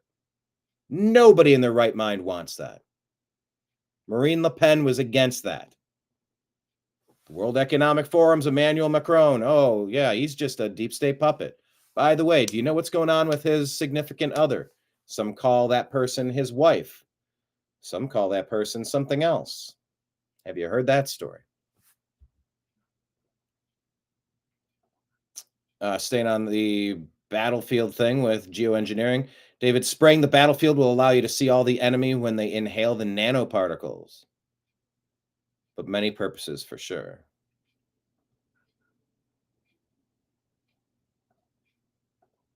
There you go. CISA.gov/rumor control. Can't have rumors happening, can we? But that's Marine Le Pen winning. And then now they want to throw her in jail. They threw her in jail and banned her from elections like Georgescu, like Bolsonaro. You know what? Google will probably say they're singing a song. We're going to flag it for copyright. Britt Hume says, this is worth watching, especially if you've wondered where federal district judges get their authority to issue universal injunctions. Hint, there is no such authority. They just do it. So let's take a watch. A universal injunction is what we call an order from a court enjoining the government in a way that goes beyond the parties to the case, but applies nationwide or in some cases universally to enjoin the government. Is it sometimes referred to as a nationwide injunction? Yes, it is, Senator.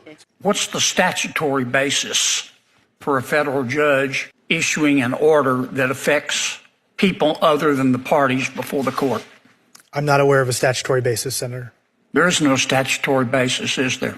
No, Senator. What's the United States Supreme Court opinion which interprets the Constitution in a way that allows a federal district court judge to do this? Can you name me that case? I'm not aware of one, Senator. There isn't one, is there?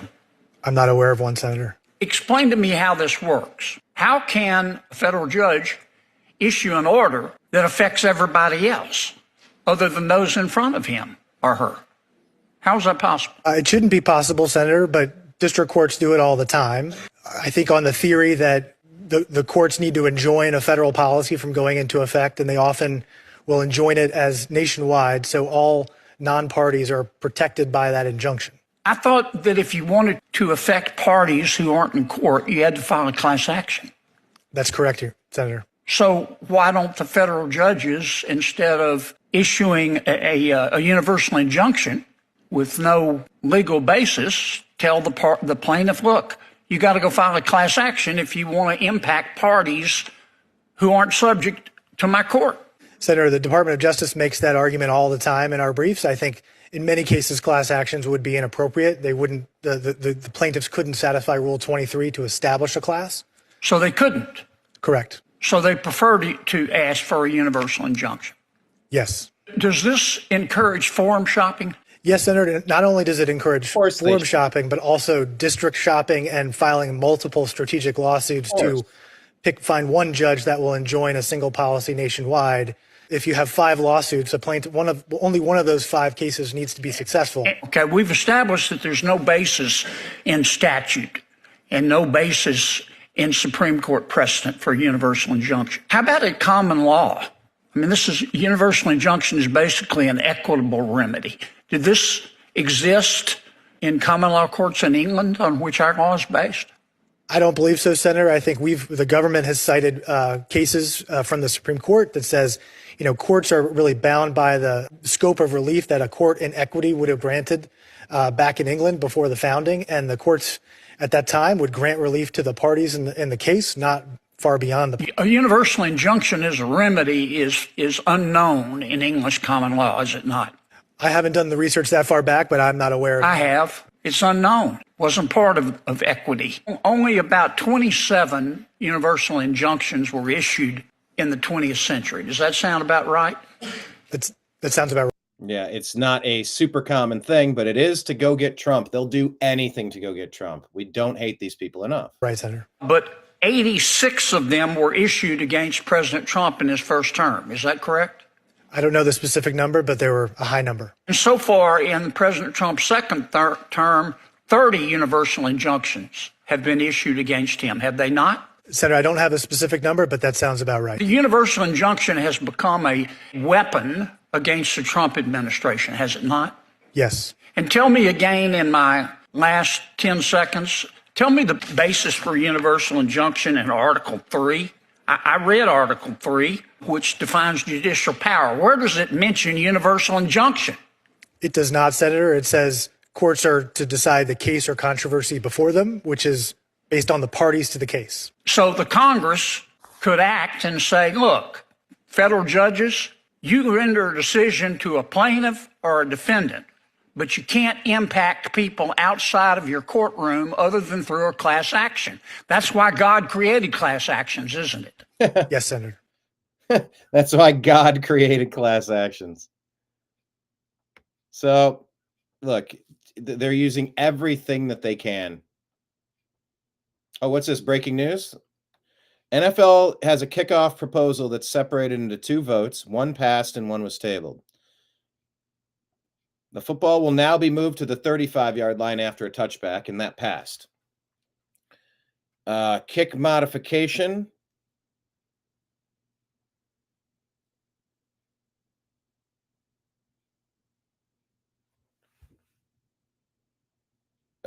Just is what it is. All right, so blah, blah, blah. Okay, next. Here's Bill Maher, everybody. Can you believe? I want to hear more details about the Bill Maher Kid Rock meeting. I can't be the only one that wants to see this, right? But here he's talking about something different. Let's go to Billy Boy Maher. The heads of NPR and PBS testified before Congress this week amid accusations of liberal bias. Should the government continue to send taxpayer dollars to public broadcasters? Well, a little background here. I mean, they've been after them for, the Republicans have wanted to get rid of PBS for as long as I can remember. This crowd will probably do it. I mean, I also read my namesake, Catherine Maher, was head of NPR, and you know, she said, we're completely unbiased. Give me a break, lady. I mean, they're crazy far left. So, I mean, I think we're past, my view, we're past the age, really, where the government, first of all, why do we need to subsidize? Why can't we have outlets like this? And we're so polarized. These outlets became popular at a time when Republicans and Democrats didn't hate each other and weren't at each other's throats and didn't think each other was an existential threat. In that world, you can't have places like this, I think, anymore. They have to be private. All right. So there's Billy Boy Maher. All of this indoctrination media, NPR, PBS, they are the crazy far left.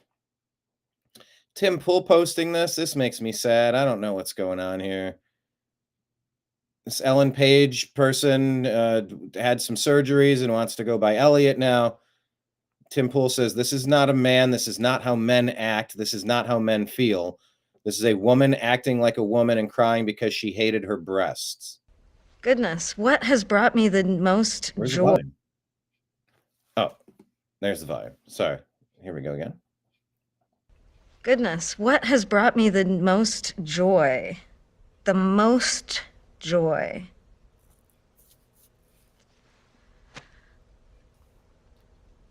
It's, you know, getting out of the shower and the towels around your waist and you're looking at yourself in the mirror and you're just like, there I am. I'm not having all these little moments that used to be just being in a t-shirt.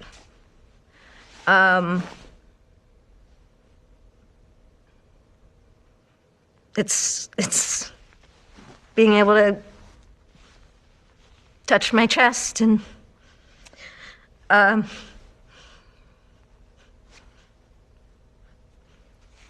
feel comfortable in my body for probably the first time.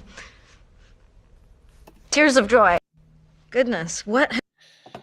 If somebody feels that way, I mean, they can do whatever they want if they pay for it, I guess. It just makes me sad. These are perfectly fine human beings. They don't need to be. I wish they didn't feel the way they do.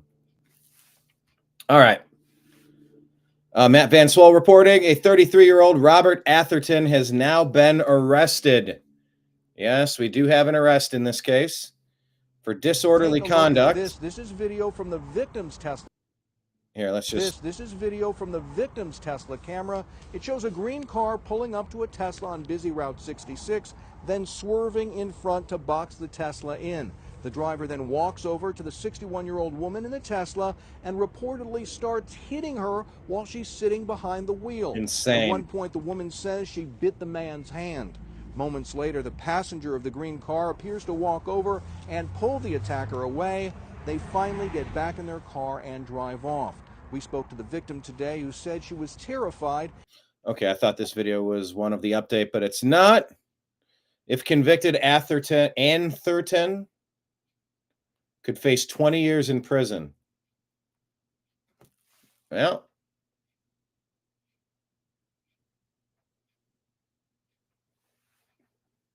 good for sanity. Good to see.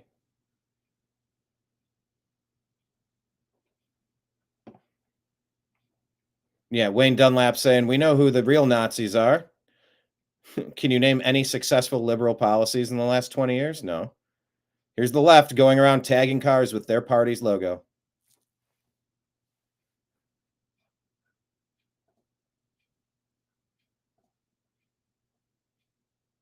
All right, let's get back to it.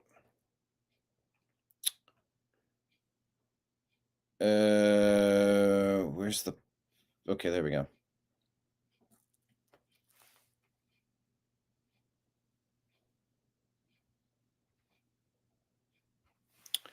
Once you understand the this is Brian Cates, political columnist.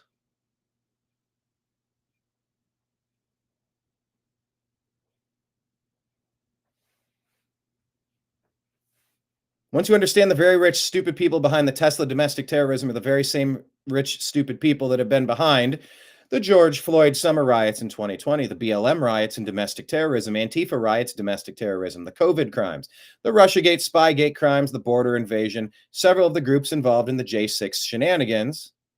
I'm talking about the very same, very rich, stupid people, mind you. You'll be able to laugh along with me at many of the clueless comments to this post from our great Attorney General, comments from people who literally have no effing idea where this is headed. Ain't life grand? Here is Attorney General Pam Bondi for you. I've made it clear, if you take part in the wave of domestic terrorism against Tesla properties, we will find you, arrest you, and put you behind bars. Today, I'm proud to announce that the Department of Justice has unsealed federal charges against another Tesla attacker. We've charged Cooper Frederick in the firebombing of a Tesla dealership that occurred on March 7th in Loveland, Colorado. All of these cases are a serious threat to public safety. Therefore, there will be no negotiating. We are seeking 20 years in prison. The crime was committed in Colorado, and thanks to the great investigative work by the FBI, the defendant was arrested in Plano, Texas.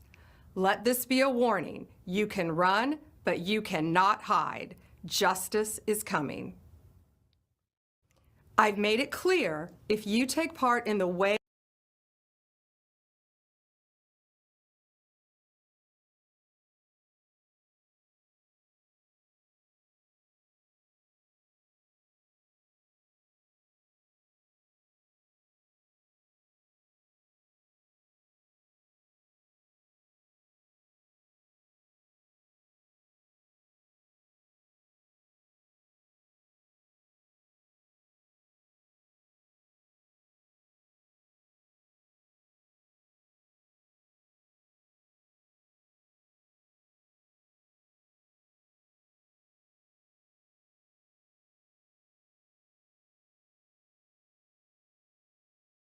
look at the unfair trade practices that we have, 50% from the European Union on American dairy.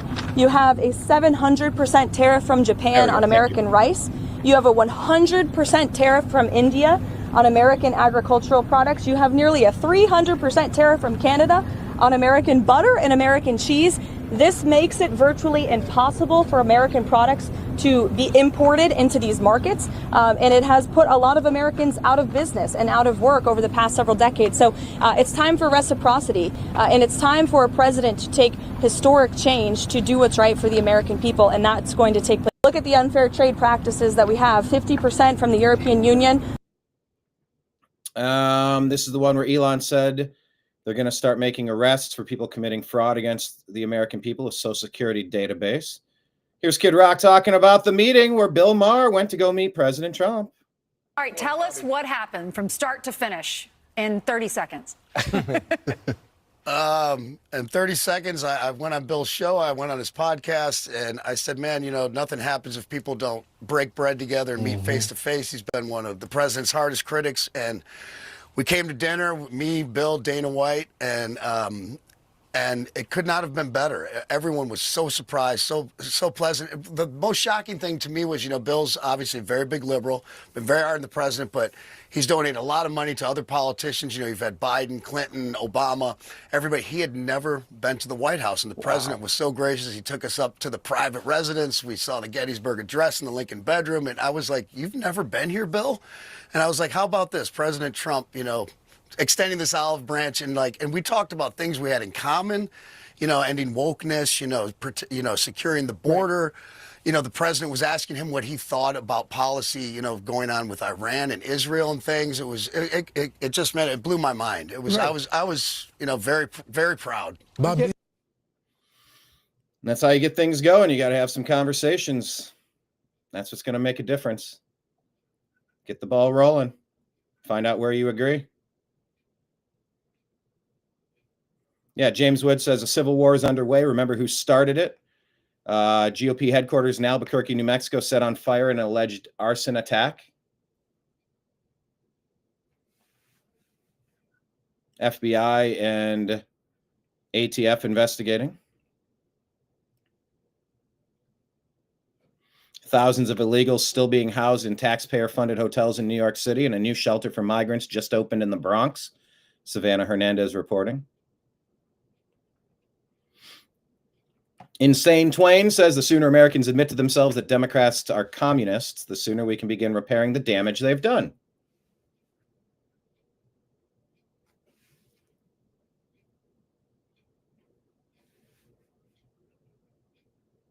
Democrats in a nutshell. Accuse your enemy of what you're doing as you are doing it to create confusion.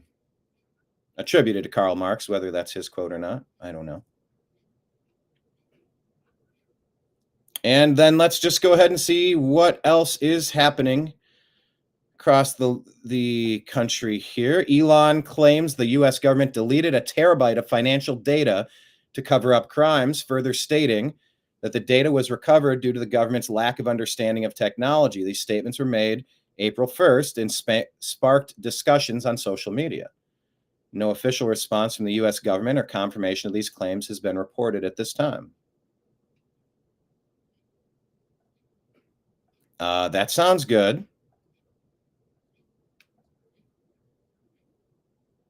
Yeah. No, that sounds very good. What is it? The Chagos Islands surrender means we'll pay it cost a terrible deal for British taxpayers.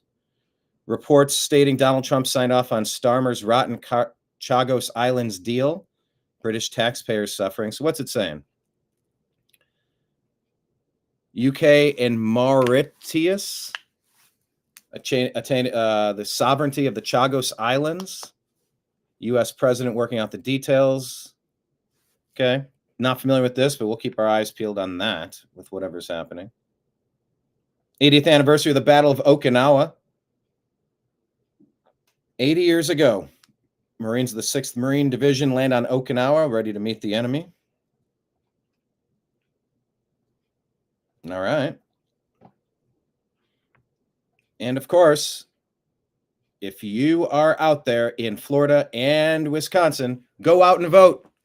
Tell a friend. If you know people in Wisconsin or in Florida, send them a message. Send them a message to go out and vote, please. Once again, if anybody would like to contribute to today's show, we're on Patreon at The New American Media, Venmo at Brian Engelman, Cash App, $ Brian Engelman, and PayPal at Fuzz Installment. We are The New American Media because the old American media has failed you. Also, please watch our TNAM documentary, Hurricane Helene, Help on the Way. It's on Rumble and YouTube on the New American Media channels. And finally, we are on Instagram, Facebook, Truth Social, Rumble, Odyssey, Twitch, Kick, DLive, and YouTube by searching The New American Media. On X at American_media_.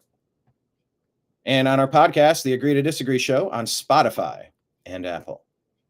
We'll keep following what's happening in the news, and we'll put different information on different sites as things progress. So stay tuned, everybody. Stay tuned. Special thanks to everybody who was jumping in the comments today.